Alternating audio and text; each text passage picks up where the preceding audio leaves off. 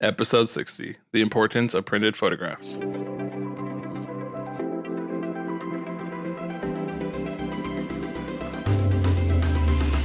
Welcome to the Visionary Variety Podcast, where we cover cool stuff like photo, video, film, books, and technology. So switch on your brain and enjoy the show. This episode is going to be a little different than what we've been doing lately, but that's okay because, hey, this is the Visionary Variety Podcast, all right? If you look through the list of our episodes, you're going to see we do a lot of random stuff.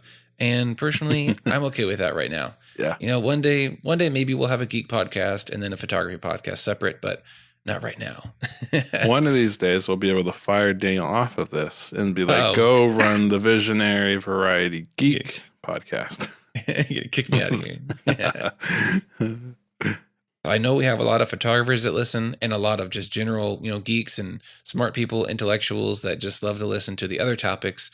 But before you leave, because this is a quote unquote photography episode, don't leave, because I believe that this episode is going to be a really good one for everyone, not just photographers.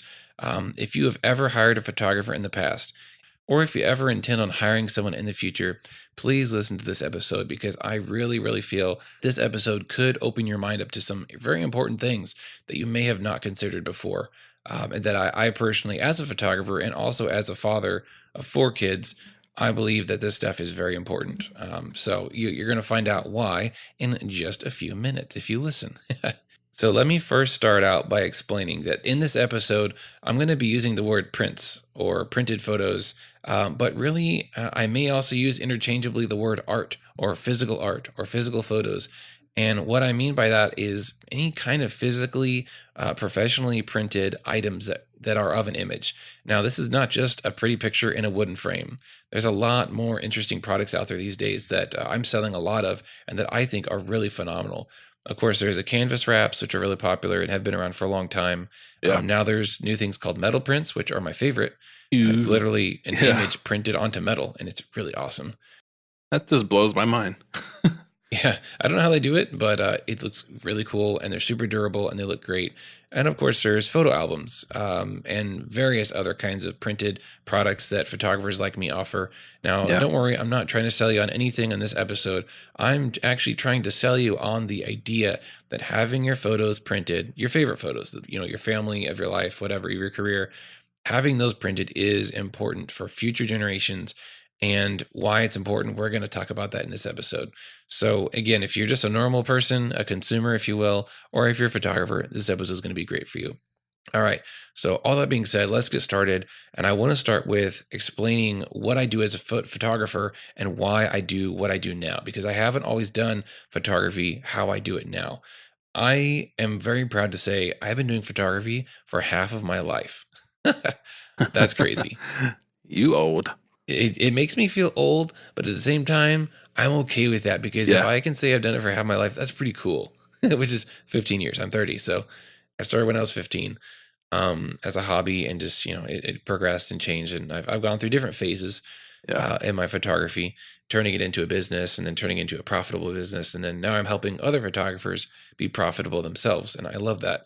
So anyway, what I do now is I do a photo session of, say, a family or a couple or even a model or a kid doing, whatever, being themselves, or maybe it's a styled nerdy photo shoot. It doesn't matter what it is. I do my best to make really unique and beautiful photos that, my goal is to have them enjoyed for years and years to come, right?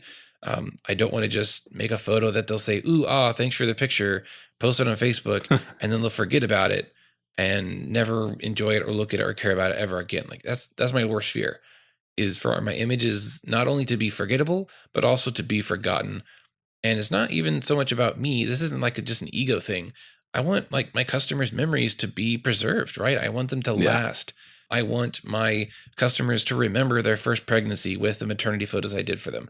I want them to remember what their 2-year-old kid looked like when they were 2, because man, kids change really fast, and just taking my word for it, you'll forget things. You'll forget details about their childhood, and I'm trying to prevent that with photos.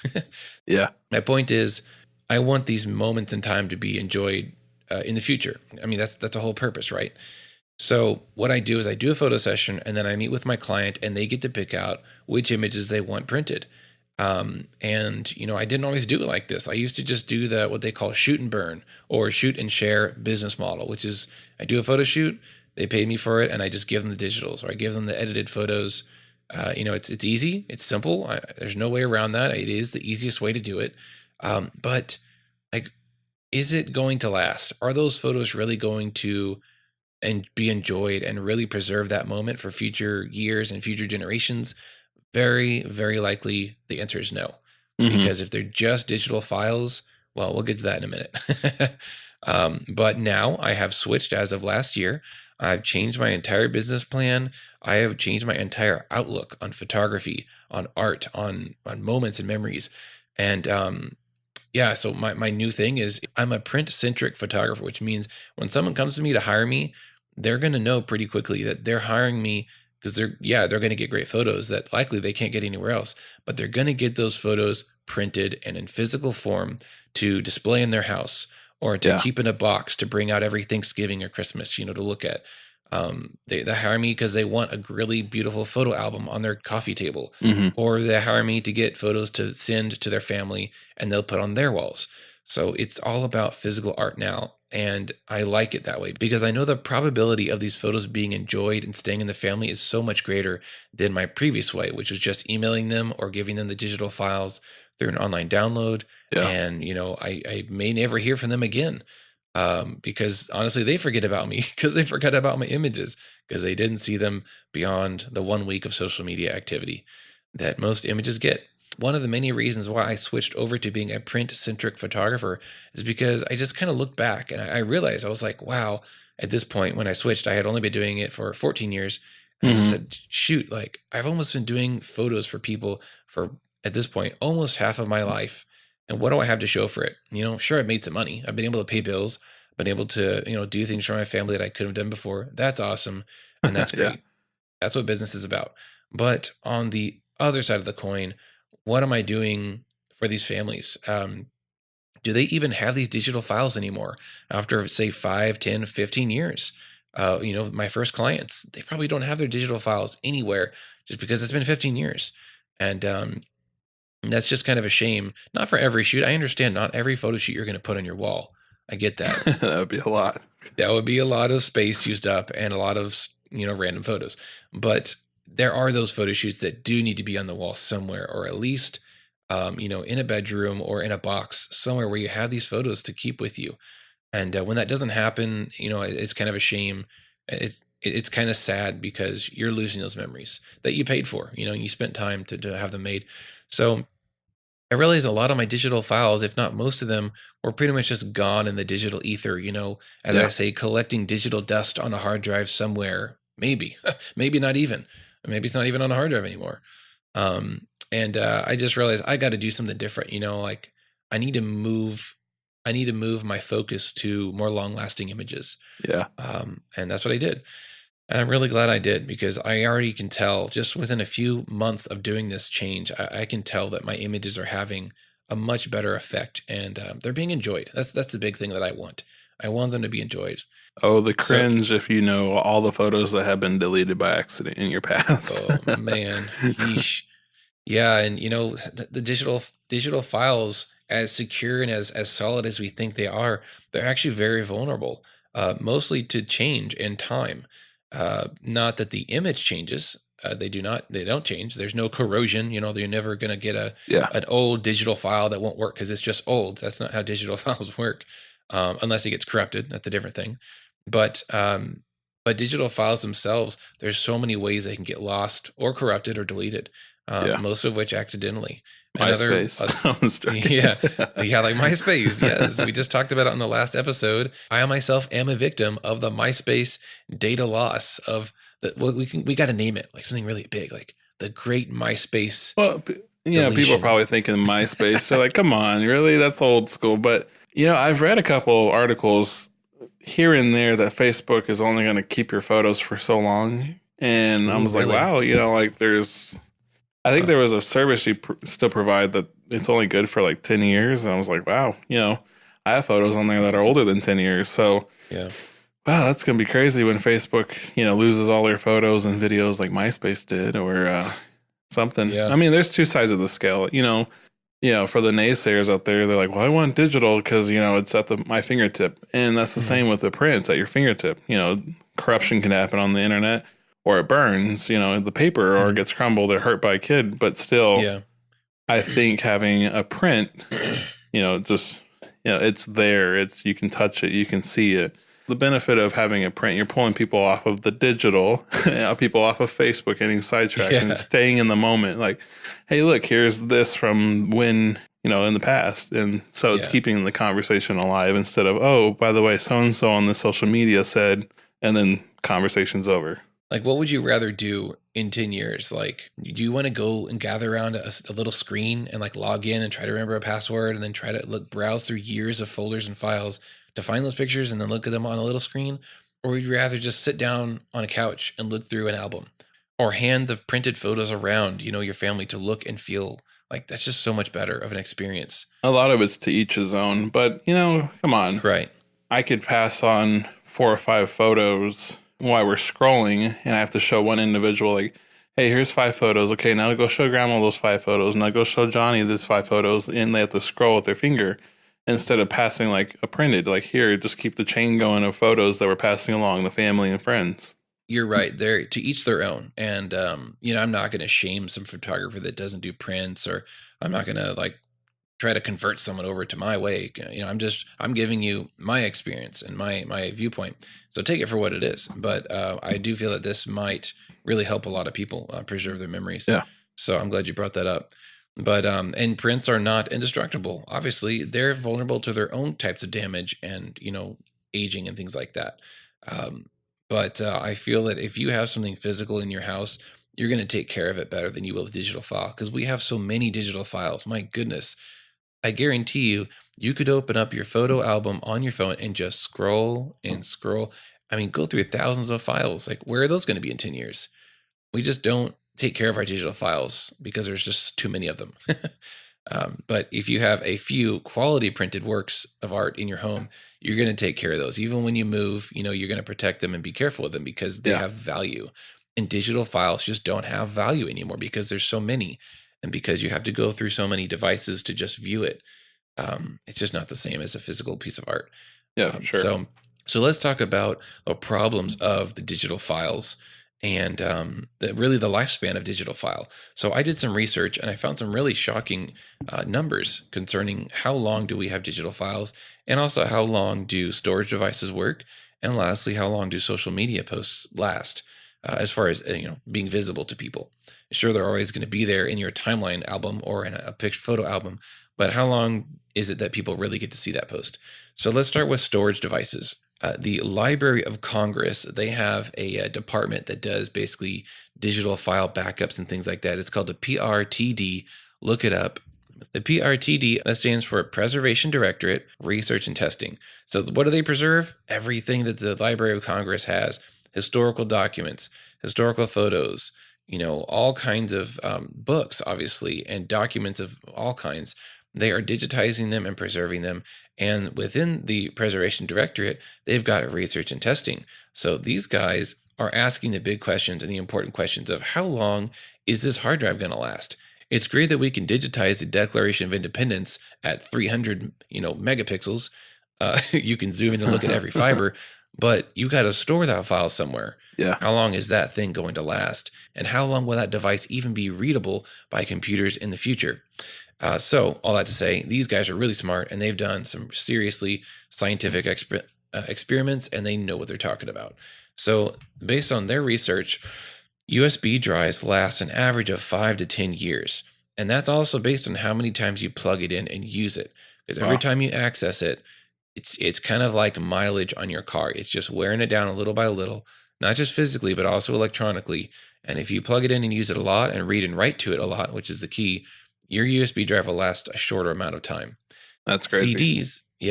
CDs will last 2 to 5 years if they're not damaged. And that's the tricky part, is not damaging your CDs. If you keep it in your box. Oh, we remember those CDs back in the day. Like, you plug it in and you're like, wait, I got to rub it really. Okay, not try it. Okay, wait, I got to rub it again. Wait, get some toothpaste. Don't rub it in circles, rub it in straight lines. No, not the peanut butter. Oh my gosh. Based on their research, CDs normally will last 2 to 5 years, assuming they're not damaged. They do, CDs do physically age, and damage is very easy. They're so sensitive, and they're not protected. So again, the more you use it, the more it's handled. Yeah, it's going to wear down. Hard disk drives, these are, external or internal hard disk drives. Their failure rate, because did you know that hard drives fail? They do. It's going to happen if you don't. I don't want to talk about it. Yeah. Bad memories are coming up now of all our failed hard drives that we had files on. Basically, a hard disk drive has a spinning disk, kind of like a CD, and there's a read head that moves in and out from the center to the outside of the disk, and it pulls off the data and it writes data to it. So because of the mechanical moving pieces, very sensitive nature of the disk, and the electronics involved, the failure rate of hard disk drives is an average of 1 failure per 3 to 5 years. So if you've got a hard drive laying around that's 5 years old, you better back that thing up. That sounds like a song. Back it up. You know what? I use USBs and stuff, and I understand the life is not very long, but when it comes to external hard drives, I'm like, I have some of those. I don't want to talk about it anymore. Yeah, I've got quite a few. I still have my very first external hard drive, which I think I purchased possibly, 10 years ago. So if you have external hard drives to back up your files, not only do you want to have multiple copies of these with the same data on it, because of that, that probability, that risk of hard drive failure happening, based on how much you use it. If you never touch a hard drive, it'll probably last you quite a long time. But if you're writing to it, reading from it a lot, it's gonna take a toll on the age. So the reason why we're discussing this is, first of all, storage is not perfect. It's going to break and fail or get lost or damaged. But second of all, how are we going to plug in a USB hard drive in 30 years?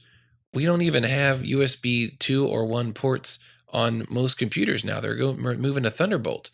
So computers are changing so fast, mostly thanks to Mac, because they're the guys that keep pushing the limits and saying, oh, we don't need headphone ports. Oh, we don't need USB ports. And then they're like, oh, we don't need CD drives. Eventually, they're just gonna not even have a screen. I don't know. You know what we don't need? Devices. Everything. You don't even need a computer on this computer. It'll be the world's first computerless computer. I wouldn't put it past them. So things are changing very fast, and we will not be able to read our storage media that we have today in, I'm thinking, 10 to 15 years. We'll have to get adapters, and we'll have to get software and weird stuff to get it to work, if the storage media actually works at all. So it's very risky to rely on storage media to keep all of your files safe for future enjoyment. And plus, you need a computer. Like, what if the power goes out? What if we live in a post-apocalyptic sci-fi world and there's no computers? Like, all your stuff's gone. You get one of those little windy things like accumulate power generator. Yeah, I'm actually reminded of a really touching scene, sad but touching scene in a really cool show called Revolution. In the show Revolution, which I believe is on Netflix, something causes all the electricity of the entire globe to go dark. Whoa. No more electricity. All the devices run on battery for a few hours and then they die. So anyway, in the show, I think this is about 10 or 15 years after the global EMP event, and no one has, seen or used electricity in that amount of time. Anyway, one of the characters has a smartphone. She has like a iPhone, and she keeps it with her. And one of the guys says, "Why did you keep it all these years?" She said, "Because it's the only thing that has a photo of my kids, and I've forgotten what they looked like." Oh, that just literally gives me goosebumps and stabs me right in my father heart, because memory is weird. We forget things, and especially when we rely on digital media all the time to look at people's faces, do we really remember what people look like, in our own head? And this woman has forgotten what her own children look like because she hasn't seen them in 15 years because her phone's dead. Wow. They got separated, so she doesn't have them. The kids are alive, but they're not with her. That's crazy. So maybe a minor spoiler, but not really. There is a device that comes up in the show that gives electric power wirelessly, and her phone turns on, and she sees a picture of her kids, and she starts crying, and I almost started crying. I don't cry. I'm not. I never get so into a show emotionally that I'm to the point of crying. Like at any point, like that very rarely happens. But I almost cried at that scene. because I was just like, wow. Yeah. Enough gut-wrenching stories. Let's move on to the next point. Another way that your files can be lost or forgotten about, or in this case, damaged, is viruses and ransomware. If you don't know what ransomware is, be afraid, be very afraid, because ransomware is of the devil. What ransomware does is it infects your data, it infects a hard drive, and what it does is it encrypts all the data on that hard drive into meaningless mumbo jumbo files that are not barely even files. You cannot open anything. You can't decrypt it. You can't decode it. You can't undo or rewind anything that's been infected by ransomware because it is encrypted beyond the point of the CIA or the FBI even being able to crack it. Like they use 256-bit encryption, I think. This is 2048-bit encryption. Just Whoa. yeah. Digital criminals. Yeah, they're digital like monsters for doing this. The mob cartel.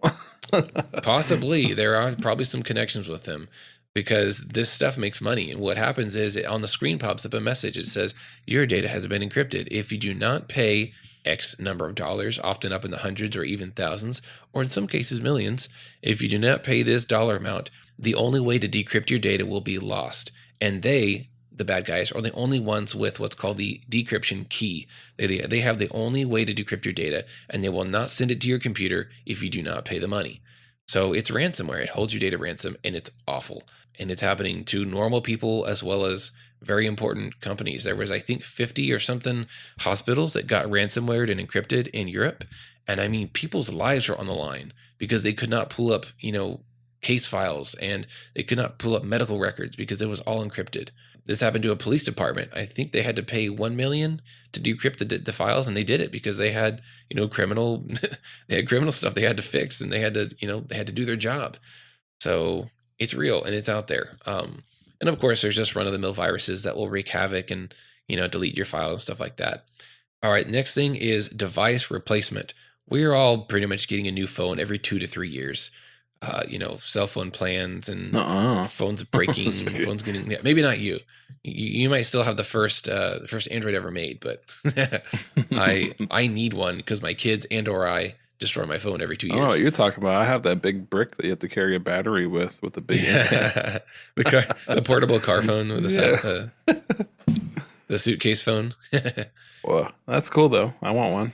So because we're getting our devices replaced so often, that means that we're often losing those files that were on there. And sure, there's cloud backup, but a lot of times people haven't set that up correctly, or they never check it, or they're out of space. And your awesome cloud backup is no longer helpful. I've been a part of those, standing at the Genius Bar or Microsoft store, and they're like, all right, so we're going to have the backup from July, and we're standing there and it's October. And it's like, well, from July to October, you're not going to have any more memory of. Photos included. Yeah, backup is a tricky business, and it's one that's never quite appreciated until you need it.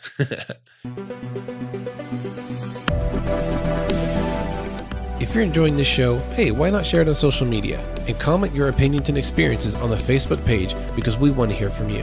You can reach us on any of our social media accounts or through email at tvvpodcast@gmail.com. All right, let's get back to the show.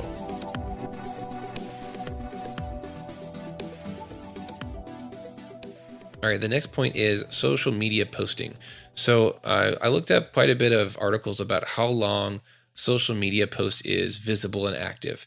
One website, this is socialbakers.org, they said that the top reach or the top exposure of a post is 30 minutes after posting.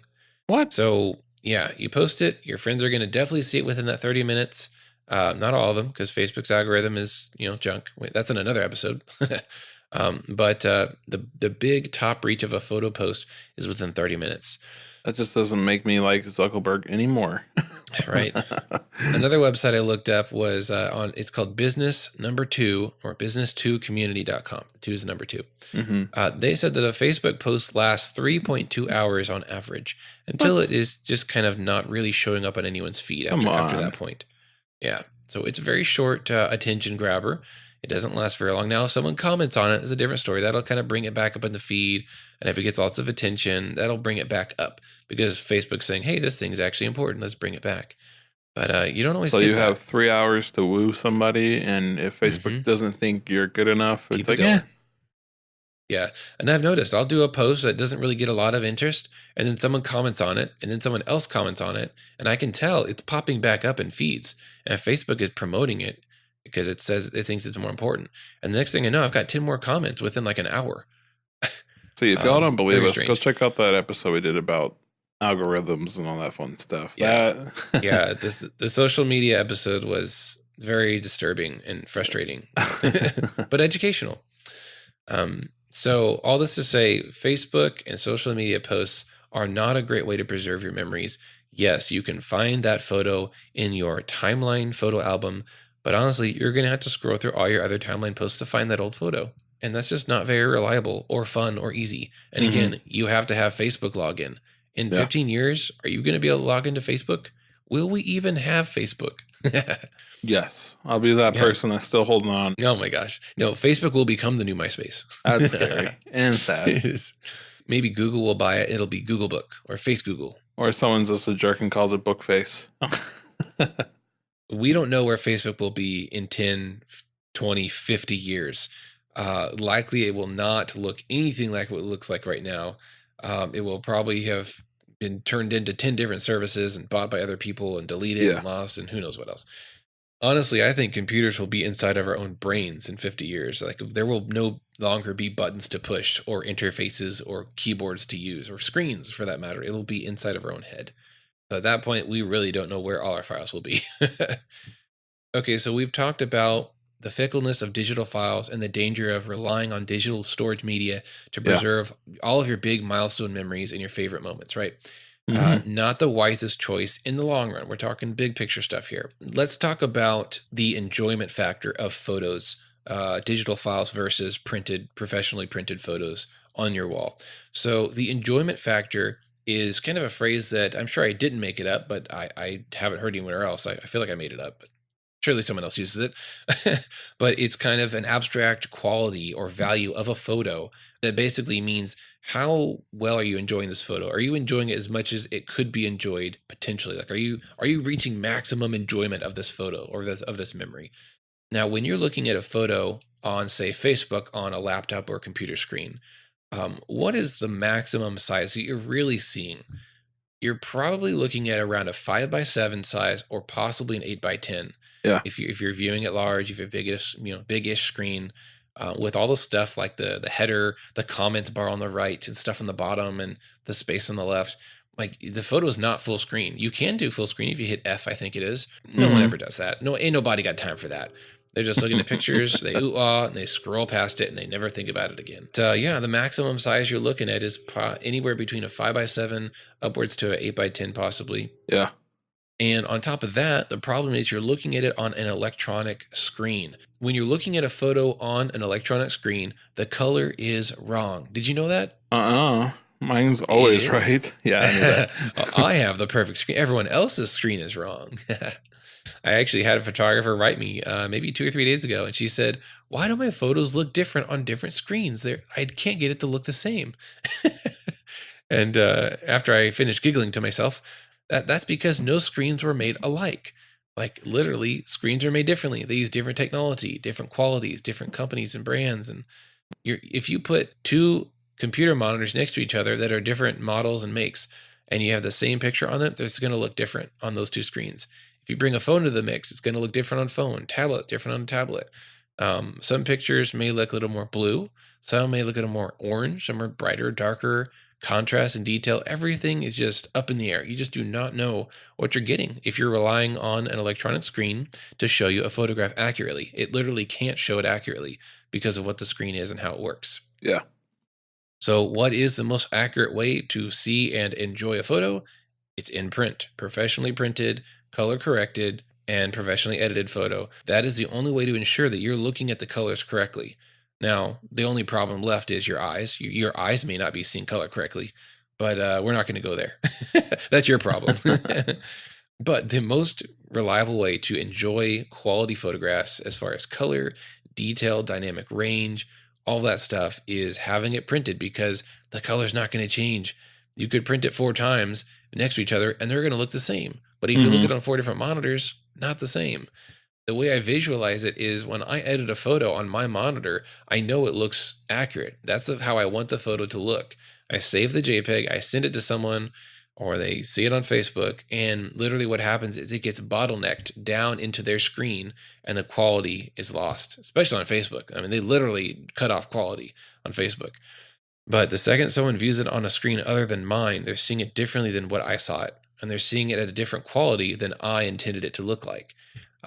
And so it's just things are getting cut off and lost instantly. But if it's printed, the print looks just like my monitor, and my monitor is how I want my photo to look. And it's never going to change once it's printed. So yeah. All right. Enough with that rant. My next point of why it's important to have your photographs printed is your memory. So memory is a weird thing. And it really isn't until recent decades that scientists are understanding how memory works, how unreliable it is, and what's really happening in your brain when you're remembering something. Yeah. Did you know this? When you remember something, you're actually remembering the last time you remembered it. Whoa, it's deep. What that means is when you recall the memory of your favorite birthday or your trip to Disneyland when you were a kid, you're not going back to the original source of those memories. You're actually going back to the previous time you recalled it, which means it's not quite accurate to the very first time you experienced it. And this has been shown time and time again with things like implanted memories, which is basically like Inception, being able to manipulate people's memories just through, verbal cues and reading a wrong version of a memory. They will instantly adapt that into their brain and they will recall the wrong memory. They'll recall a false memory, if you will, based on what they've seen, been told, or heard. And that's freaky. Like the fact that we can change our memories just with simple stuff like that really shows that our memory is not very reliable. It's not static. It changes and it gets altered every time you recall a memory. And of course, other things like bias and selective memory, selective hearing, you may not really remember a memory totally accurately. I experience this about every major holiday at my wife's house because she will bring up a great childhood memory and her sisters will bring up an alternate version of that memory. Uh-oh. And it's always like, no, that was my pet bunny. No, it was my pet bunny. I remember buying it. No, I remember Dad giving it to me. And, oh, the family car was blue. No, it was brown. It's just like weird. It's like we live in an alternate universes or something. One of my wife's sisters claims to have these memories, but Julie will say, no, that's my memory. Like, whoa. She's like, no, that was my child. Like, that was my Get out of my head. Exactly. It's so funny. And so what might be happening, we never really got to the bottom of some of these, but what may be happening is that Shayla is remembering Julia bring it up in the past years at family events or bring up a funny moment. And she remembers that funny and happy moment. Yeah. And her brain is kind of attaching onto that and keeping it as its own and making Shayla believe that might even be her very own memory, but it's not. What? Yeah, I mean, I'm not a neuroscientist. I don't know. I haven't studied brains and memories, but I mean, that makes sense from what I've observed and what they've said. And also what I'm reading online about memory being so malleable and manipulatable. So all that to say, memory is not that great. And photos are a very special exception to that because a photograph doesn't change. Now, sure, you Photoshop it, but once it's printed, it's done. And once you've got that digital file, even if you have a digital file, that memory is captured in pixel data and it's set in stone metaphorically. Yeah. Unless you print it onto a stone slab, you literally could write your memories in stone. Yeah, so photographs are kind of an interesting thing because we can now capture a moment in time and preserve that literally for the rest of history. We could never have done that, past maybe 100 years before when the daguerreotype and the first photo cameras were really created. They had to remember with, drawing and painting, which takes time and is still, up to the artist's rendition and memory and bias. It's still relying on a lot of things to make it accurate. But photographs are different because you're capturing what's coming through the lens and you're saving it. And to me, that's important for families and for couples and weddings and, anyone really that wants to capture a moment in time. Photograph is one of the best and also a very artistic way to do that. Mm-hmm. And when you look back on old photos, I mean, that's just a special thing. Like when you can look back on photos of your parents and just laugh at them. Those are the best. Like Dad, the mullet. What were you thinking? Or The Mom, bowl cut. What is that? those glasses, they were huge. I think you could see the moon without a telescope. You could burn an ant with those lenses. So yeah, looking back at especially family memories are the best because they're as fun as they are, embarrassing. And that's just all part of the experience is bringing back old memories. And it's important for your kids, like I want my kids to be able to look back and see me, in my 20s, in my teens, in my 30s. Because when they're going to be old enough to even think about doing that, I'm going to be in my 50s or 60s. And it's going to be too late. I won't look as good as I look now. So really, I just want my kids to remember how good I looked when I was in my 20s. No, but I want them to have memories of themselves as well. And, other loved ones that the sad truth is we're going to have loved ones missing. That's just how life is, give it time.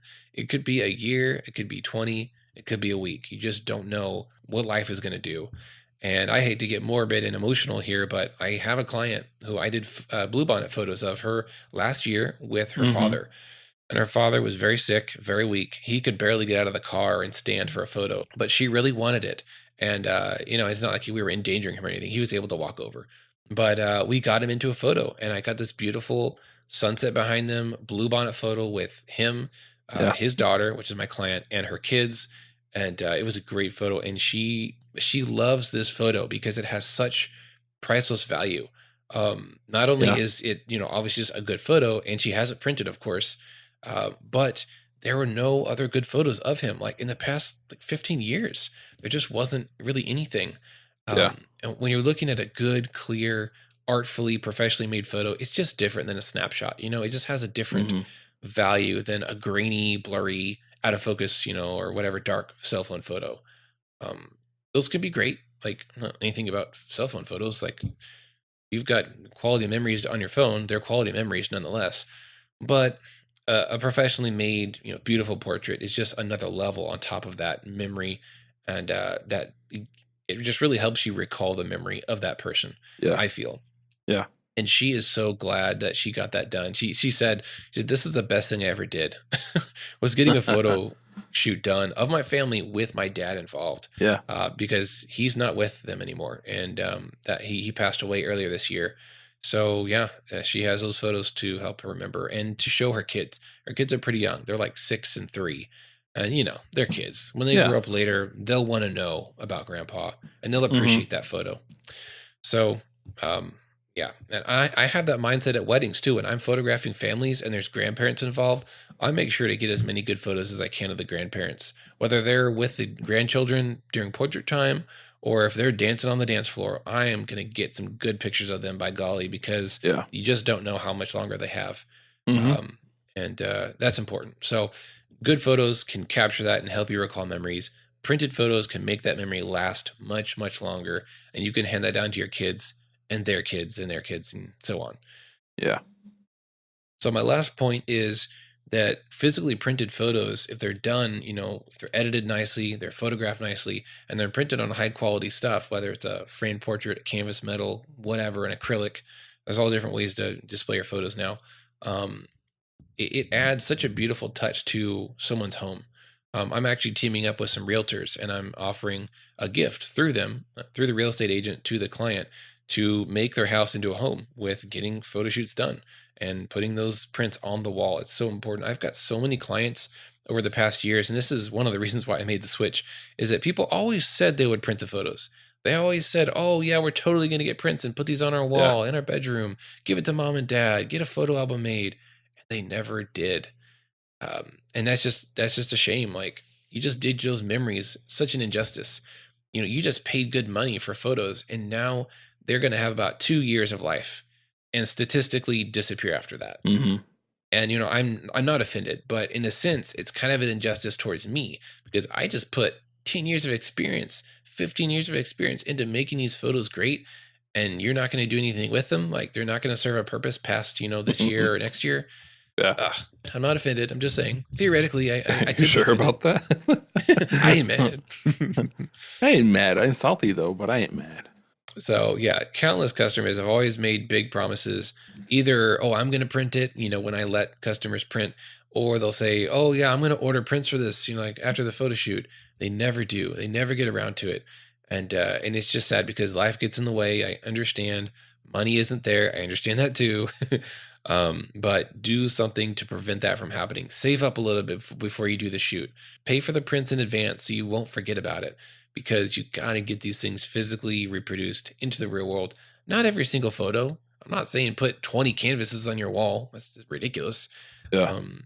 Maybe one canvas of your favorite, few smaller photos around the house, and give some to your family. Spread the love, spread it around so that your photos will be enjoyed somewhere, somehow.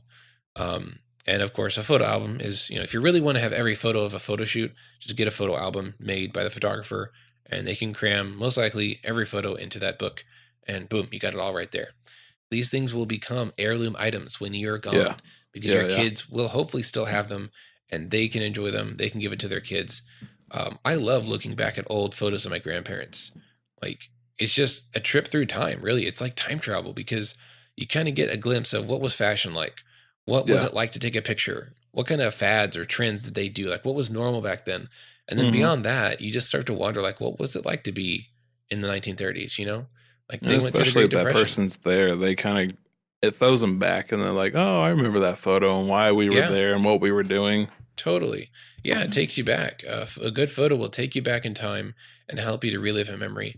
I have a family portrait in my family's house when I was 4. I was chewing gum going into the photo studio, and my mom put her hand out, and I had to spit my gum into her hand. And I thought that was the most disgusting thing ever. And she just closed her hand and posed for the photo, and we got the photo made. But I'll never forget that. A funny little memory of me having to spit out my gum into her hand and her holding on to it without even complaining. Like, wow. It's like a superpower. Like, I would just be so gross. But yeah, every time I see the photo, I remember that. I'm able to look back at, what everyone used to look like and dress like. It's a great trip down memory lane. Yeah. Every time we get together for like Thanksgiving and Christmas at my wife's family's house, her grandmother has this big coffee table that's actually a storage. So you can open up the top, and there's a lot of room in there, and it's full of family photo albums and Polaroids and printed photos from decades, even before my wife's mom was alive, like way back. And that's just awesome that we can sit around and pass them around and, ask grandma questions like, were bell bottoms really a thing? And we can go down a trip down memory lane with her, and we can learn about history. We can learn about what their life was like and how we got here. And that's just really special.